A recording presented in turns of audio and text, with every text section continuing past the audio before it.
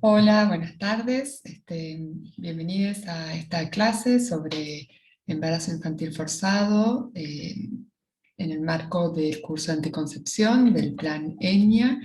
Mi nombre es Victoria Keller, pertenezco a la Dirección de Adolescencias y Juventudes del Ministerio de Salud de la Nación.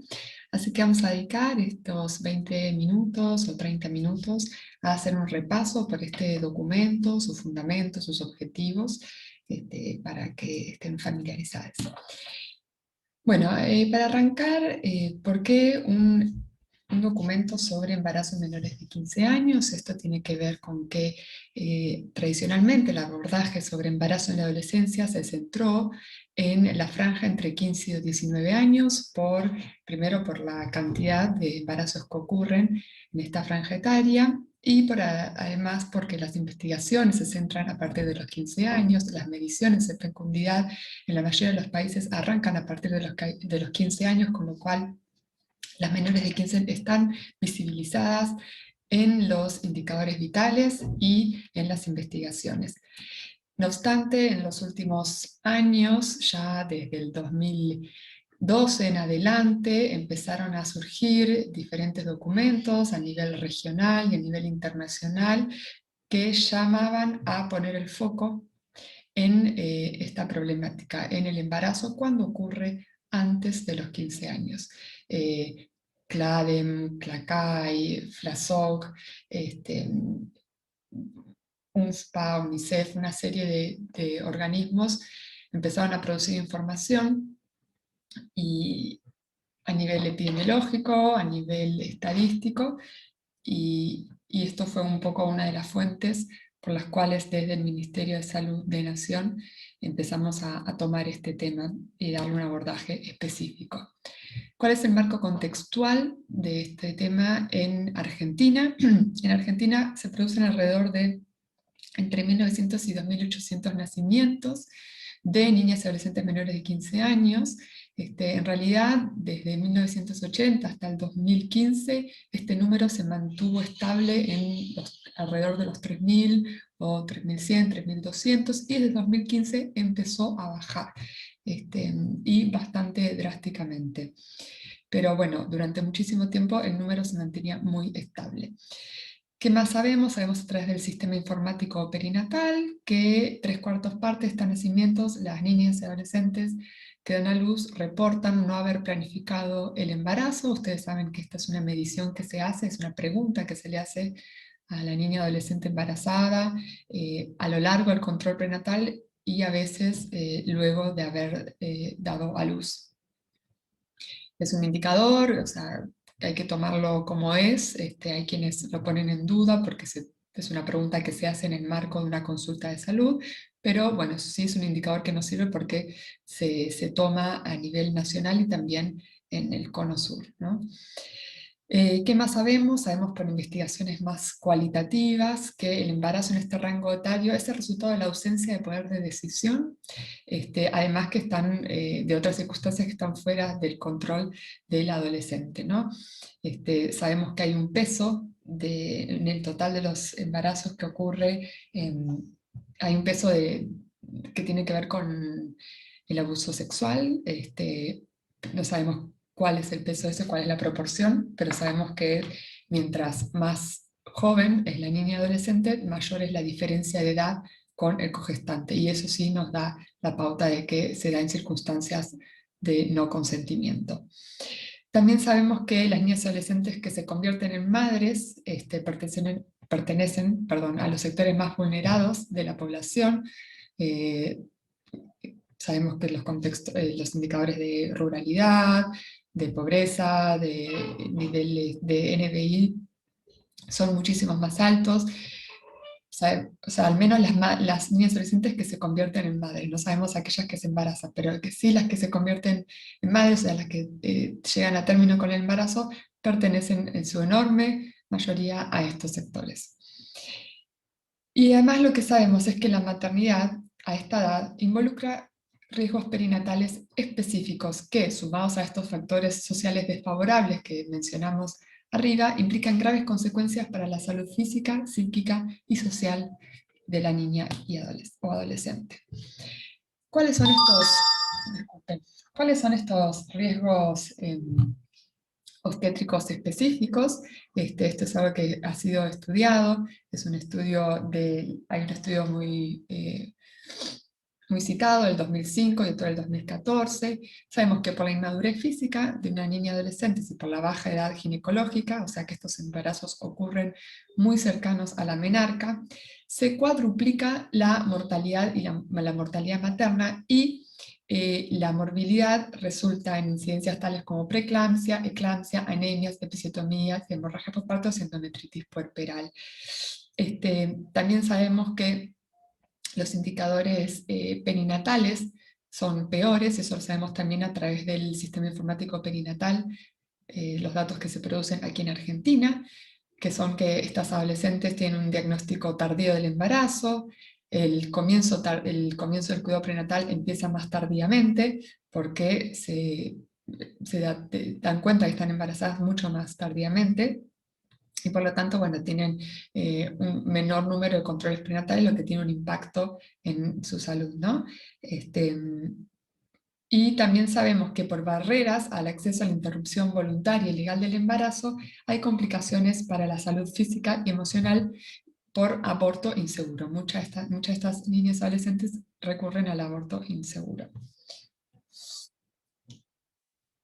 Hay algo importante para resaltar, y es para tener presentes cuáles son los riesgos asociados a la continuidad del embarazo en una niña adolescente menor de 15 años versus los riesgos asociados a la interrupción legal y segura del embarazo, ¿no? Voluntaria, legal y segura del embarazo. Los riesgos asociados a la terminación del embarazo sabemos que son los que cité anterior: mayor riesgo de preeclampsia y eclampsia, parto prematuro, hemorragias puerperales, y se cuadruplica la mortalidad materna.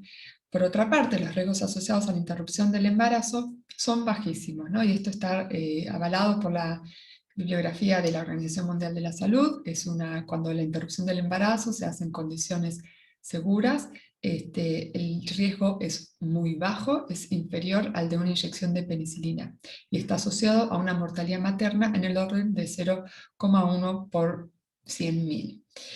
Y además sabemos que es una intervención sin consecuencias psicológicas negativas, en tanto se trate de una decisión autónoma tomada sin presiones, aún en adolescentes menores de 15 años. Esto es algo muy importante a resaltar, y también tiene que ver con el marco de derechos y el abordaje que se propone de esta hoja de ruta, que siempre y cuando las decisiones son tomadas de maneras libres, consentidas por la niña adolescente, no va a implicar un riesgo para su salud mental posterior, ¿no? Asimismo, nos asimos, además de esta evidencia más epidemiológica, nos asimos del marco de derechos y la Convención de Derechos de Niños y Niñas Adolescentes, con sus 4 principios, ¿no? De no discriminación, interés superior, autonomía progresiva y participación. ¿Esto qué significa? Que la niña y adolescente en todo el proceso de atención esté en el centro de la toma de decisiones, y todos los organismos que conforman el sistema de protección de niños, niñas y adolescentes orbiten en torno a las decisiones y a la protección de esta niña. Estos son el equipo de salud, el organismo protector de derechos, cuando es convocado a participar, la escuela, cuando es partícipe también, y la persona de confianza que acompaña a la niña o adolescente, ¿no?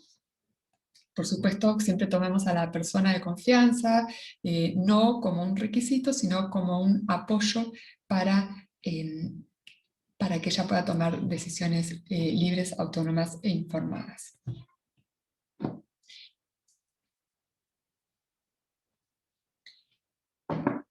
Como ustedes saben, el abordaje a la prevención del abuso y la violencia sexual para el acceso a la interrupción voluntaria y legal del embarazo es uno de los objetivos del Plan ENIA, y esto fue una decisión de asumir el compromiso de tomar este grupo etario, o tomar estas problemáticas y darles el abordaje que necesitaban, más allá de todos los otros 3 objetivos que contempla el plan, que ya los conocemos, que tienen que ver con la prevención del embarazo, con potenciar las decisiones informadas, con mejorar la oferta de servicios. También necesitábamos asirnos de un abordaje específico, y esto es algo que se decidió y por eso está plasmado específicamente entre los 4 objetivos del Plan ENIA. Un poco, disculpen por este ruido, voy a silenciar. ¿Cuál es el marco epidemiológico en Argentina? Sabemos que lo que habíamos dicho antes, el peso de los nacidos vivos en las adolescentes entre 15 y 19 años es mucho mayor que en las de menores de 15 años. Una de las formas que tenemos para medir esto es la tasa de fecundidad. La tasa de fecundidad es la cantidad de embarazos que ocurren en todas las adolescentes. En este caso estamos comparando aquellas de 15 y 19 versus de 10 y 14 años. Por 1000, ¿no? O sea, de cada 1000 adolescentes, por ejemplo, veamos la primera columna, de cada 1000 adolescentes de 15 y 19 años, en el 2010, 67,4 se convertían en madres. Es algo importante destacar que lo que medimos en Argentina son los nacimientos y no los embarazos. No tenemos datos aún acerca de aquellos embarazos que terminan en una interrupción, solo aquellos que llegan a término y terminan en un parto o cesárea. Entonces este es un indicador privilegiado para medir el embarazo en la adolescencia, y como vemos, desde 2015 en adelante tiene una tendencia fuertemente en baja en ambos rangos etarios.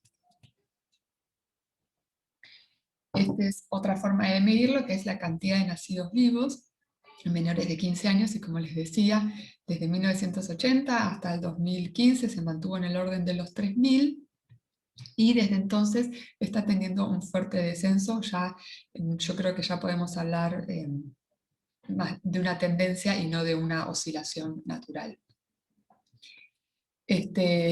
Otro indicador que utilizamos, que mencioné antes, es el del sistema informático perinatal, que nos dice la cantidad, el porcentaje de embarazos que la niña, adolescente o mujer reporta como no planificado, y lo que observamos es que hasta los 14 años, o sea, los embarazos que ocurren antes de los 15 años,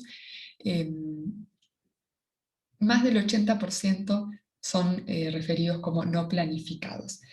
A medida que avanza la edad de la mujer, este porcentaje se acerca hacia la mitad, y hacia los 40 vuelve a crecer el porcentaje, perdón, de no planificación.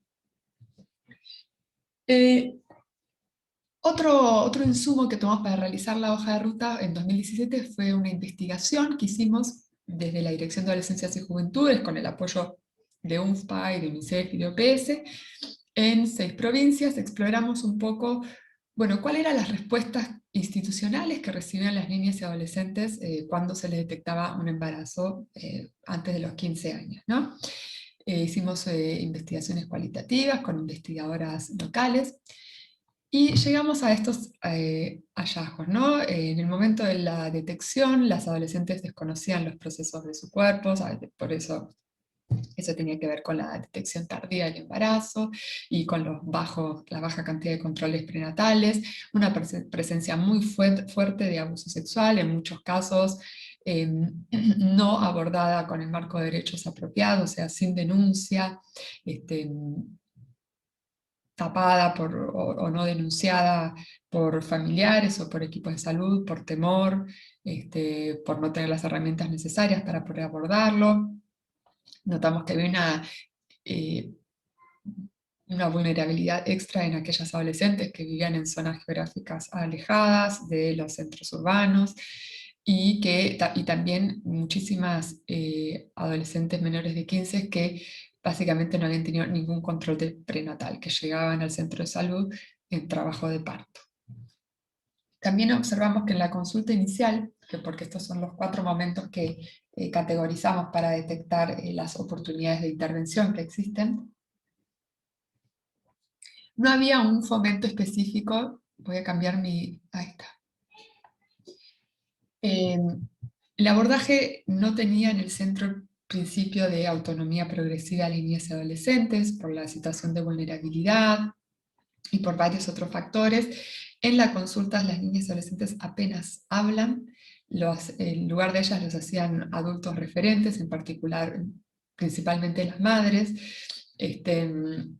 El sondeo en la consulta acerca de si el embarazo había sido producto de un abuso o de una relación consentida existía solo si el personal de salud tenía la intención de hacerlo, o si tenía una sensibilidad específica, pero no estaba protocolizado, y en muchos casos, muchos equipos ni siquiera sabían que era algo que se debía hacer. Se asumía, y se asume, que por ser un embarazo en curso, se trata de una relación consentida. Los equipos reportan que no tenían pautas estandarizadas para la atención, que cada caso que llegaba generaba muchísimo desconcierto entre los equipos y la necesidad de pensar que era necesario tener un protocolo, un algoritmo estandarizado. Y sí, aquellos equipos que tienen una formación previa en adolescencia tenían un abordaje mayormente interdisciplinario y más integral, y a quienes no tenían esa formación previa en adolescencia lo trataban como un embarazo más, o a lo sumo como un embarazo al cual había que cuidar un poco más, ¿no? Pero no con este abordaje basado en derechos específicamente. Sondeamos también qué ocurría en torno a la interrupción legal del embarazo. Esto fue hecho en el año 2017, donde todavía no estaba promulgada la ley de IVE.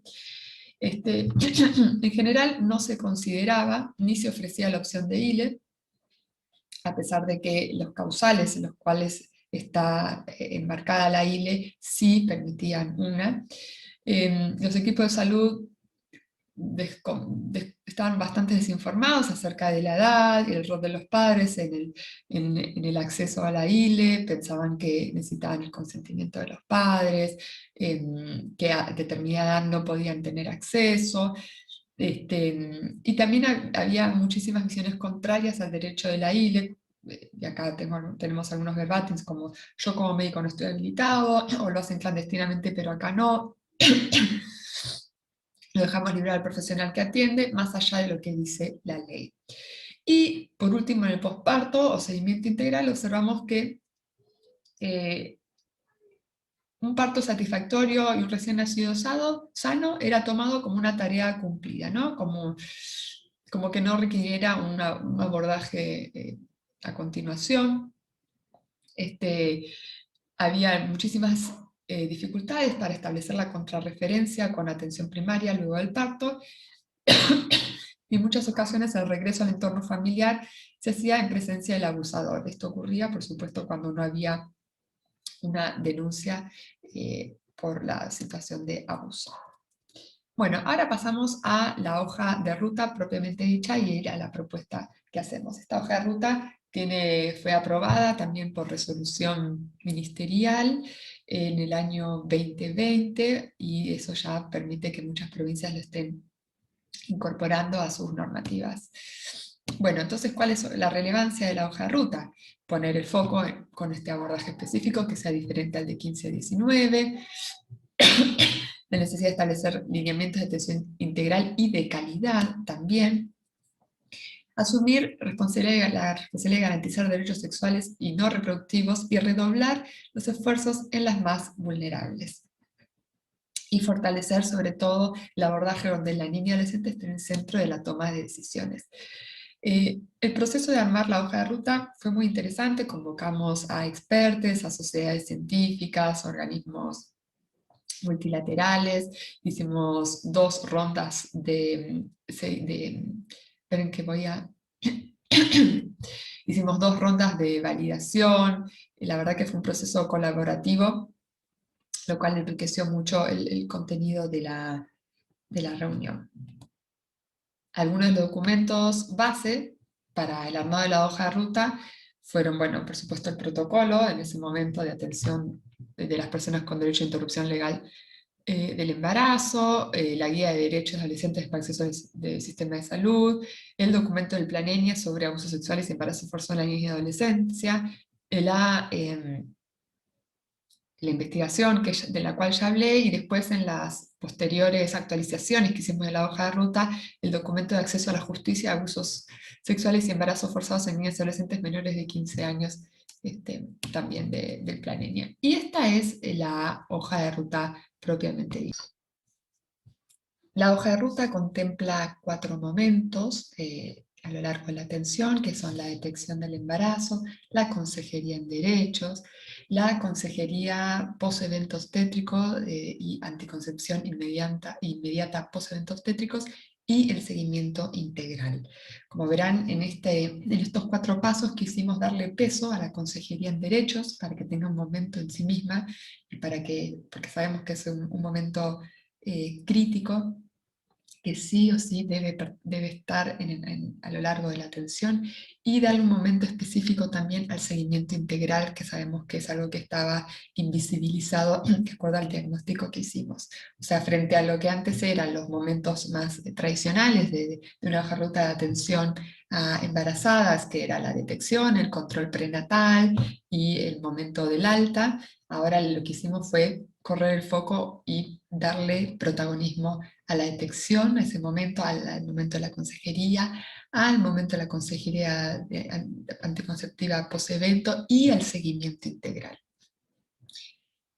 Como pueden observar, y eso lo pueden observar con mayor detenimiento en el documento, no me voy a detener en las características de cada uno de los momentos, pero sí destacar que en la detección del embarazo está contemplada la indagación acerca de las circunstancias en las que se dio el embarazo, si hay o no una presencia de abuso, y esto es necesario preguntarlo específicamente en el párrafo, por supuesto, no garantizando las condiciones para una escucha atenta, por una empatía, para brindar la seguridad que ese espacio necesita. Eso también está especificado, no solo en este documento, sino también en el de abuso sexual y embarazo infantil forzado del Planenia. También se derivan 2 situaciones, luego de la detección, acerca de qué pasa, cómo se debe proceder cuando el embarazo es producto de un abuso sexual, y cómo se debe proceder cuando el embarazo es producto de una relación consentida, que eso también sabemos que ocurre en relaciones consentidas, donde hay una diferencia de edad de 1 o 2 años entre la niña y el cogestante, donde a veces hasta hay una relación de noviazgo o la idea de formar una familia. Bueno, eso también está contemplado en esta hoja de ruta.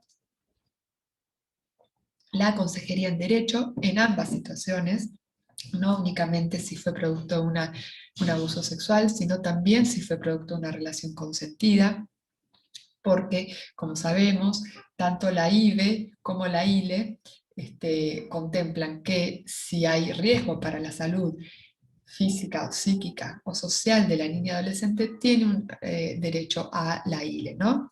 A partir del 2020, como sabemos, hasta la semana 14.6, la niña adolescente no tiene por qué explicitar ningún motivo para el acceso a la IVE, pero posterior a esta edad gestacional, sí, el derecho a la ILE sí establece que tenga que explicar un causal. Entonces, haya o no sido producto de una violación, se establece la necesidad de hacer una consejería en derechos bajo el principio de transparencia informativa activa. Y esto es informar acerca de la IVE o de la ILE, de las posibilidades de también continuar su embarazo, y si lo quiere continuar, cuáles son los riesgos asociados a eso, sus opciones acerca de si quiere llevar a término su embarazo, puede ejercer el maternaje, o también la posibilidad de dar en adopción. Estas son todas, este principio de transparencia informativa tiene que ver con que muchas de estas niñas adolescentes, por su vulnerabilidad específica, por su edad, desconocen este marco de derechos, desconocen sus opciones y sus derechos. Entonces la necesidad de ponerlo en palabras en un ambiente, por supuesto, de confianza y de empatía. Bueno, por supuesto, luego de esta consejería se desprenden dos opciones, que es el del acceso a la IVE o la ILE, y la idea de que continúe el embarazo, ¿no? El tercer momento, luego del evento obstétrico cumplido, es la consejería en métodos anticonceptivos. Esto tiene que ver con que si haya sido o no una relación consentida, es necesario establecer esta consejería en métodos. Y esto no significa encubrir un posible y futuro abuso sexual, por supuesto que no. Todo lo que es el embarazo producto de un abuso sexual contempla en la hoja de ruta el proceder con la denuncia, la comunicación a los organismos protectores y por velar por la protección de esa niña y adolescente. Pero también sabemos que muchas niñas y adolescentes continúan siendo sexualmente activas y como tal necesitan el cuidado anticonceptivo y de prevención de ITS de cualquier otra niña o adolescente. Esto también tiene que ver con que un quinto de los embarazos adolescentes que se producen son de orden 2 o 3, o sea, son adolescentes que han tenido un evento obstétrico previo. Entonces, siempre la idea de la anticoncepción inmediata post-evento obstétrico o la consejería en métodos post-evento obstétrico es un lineamiento que es parte de todo el abordaje de embarazo en la adolescencia y no tiene que ser diferente para menores de 15. Todo lo contrario, tiene que estar presente. Por último, el último paso es el de seguimiento integral, ¿no? Y es garantizar, es la contrarreferencia con el primer nivel de atención, es garantizar la articulación con la escuela, que la niña continúe, si es que detuvo sus estudios, que continúe su escolaridad, que haya una continuidad en el tratamiento de situaciones de violencia, seguimiento psicosocial cuando sea necesario, fortalecimiento de su autonomía en el ejercicio de sus derechos sexuales y en el caso de que haya decidido ser madre o padre, el fortalecimiento de sus derechos para ejercer la maternidad o la paternidad. Bueno, aquí voy a destacar, me queda poco tiempo, pero algunas cuestiones frente a la confirmación de un embarazo que establece la hoja de ruta, qué es lo que no se debe hacer, no se debe, esto es del momento inicial, ¿no? De la detección. No se debe asumir el deseo de maternidad de la niña adolescente, y esto es llamarla mamita, hablarle de un futuro bebé, mostrarle la ecografía, hacerle escuchar los latidos del corazón. No se debe asumir también que la relación sexual que tuvo fue consentida, mismo si aparece con una pareja a su lado. De allí la importancia de que la consulta de la detección sea en un espacio de privacidad con la niña adolescente y el adulto o la persona de referencia que ella elija que esté a su lado. Asimismo, convocar a la madre o al padre de la niña adolescente o progenitor sin una evaluación de riesgo previa, eso es algo que no se debe hacer, ¿no? Primero a saber escucharla a ella y determinar las circunstancias del embarazo y siempre contar con el consentimiento de ella para la presencia de alguno de sus progenitores. Acá estos son los puntos detallados de la hoja de ruta. No los voy a detallar ahora, pueden acceder en el documento. Pero algunas cuestiones que quiero resaltar en estos 5 minutos que me quedan. Algo que sabemos que desde el 2018 la detección del abuso sexual debe ser denunciada. ¿Esto qué significa?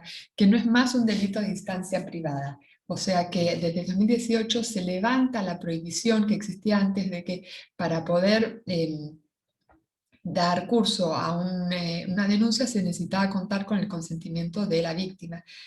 Desde la ley 27.455 es obligación del sistema de protección de niños y niñas y adolescentes garantizar que la denuncia se haga y que se ponga fin a la impunidad del victimario. ¿Esto qué significa? Significa que ante la detección de una situación de abuso hay que correr a una comisaría, hacer una denuncia a espaldas de la niña. No, la niña adolescente conserva su derecho a realizar la denuncia, por supuesto, y si bien por la gravedad, el abordaje y la denuncia es una situación de urgencia, no significa que debe ser compulsiva. Todo lo contrario, la forma y el contenido de la denuncia debe ser parte de una estrategia en la cual que se diseña con la niña y adolescente. De qué manera hacerla para minimizar la revictimización que pueda tener, y tomando en cuenta su red de contención, los dispositivos sanitarios y judiciales disponibles y las circunstancias en las que se encuentra ella. Esto significa, más concretamente en la conversación con la niña adolescente, informar que a pesar de que hay un secreto profesional, por ley tienen que hacer esta denuncia, entonces participarla en la forma en que se debe hacer, toman un registro espontáneo de lo que ella diga sin cuestionar o poner en duda lo que ella está diciendo, y delibera un equipo interdisciplinario la atención y el seguimiento, ¿no? Sobre todo cuando la detección ocurre en la atención primaria, con pocos profesionales que no se sienten lo suficientemente formados para dar el abordaje, siempre es importante poder recurrir a equipos interdisciplinarios y saber dar una respuesta unificada, ¿no? Y preguntarle a ella cuál es la persona de referencia que puede acompañarla en el proceso de atención sanitaria, no asumir que se trata de un padre o de una madre. No voy a detenerme mucho más en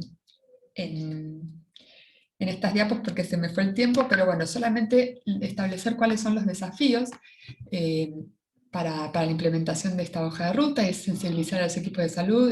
En este sentido, esta capacitación es muy valiosa. Involucrar a gestores y a decisores políticos en el tratamiento del tema y que incluya la garantía de derechos y el acceso efectivo a la IVE y a la ILE para estos casos. Reducir las brechas de inequidad en el acceso al abordaje propuesto, ¿no? Pensar en aquellas niñas y adolescentes de poblaciones rurales, de difícil acceso geográfico, que pertenecen a comunidades originarias, generar una red de articulación, de referencia y de contrarreferencia con otros organismos para dar una respuesta pronta e integral, generar las redes para el seguimiento, que no suele ser sencillo, incluyendo la prevención de un segundo embarazo no intencional en la adolescencia. Y también aportar a los medios masivos de comunicación herramientas para tratamiento basado en derechos. Bueno, eso es todo. Muchísimas gracias.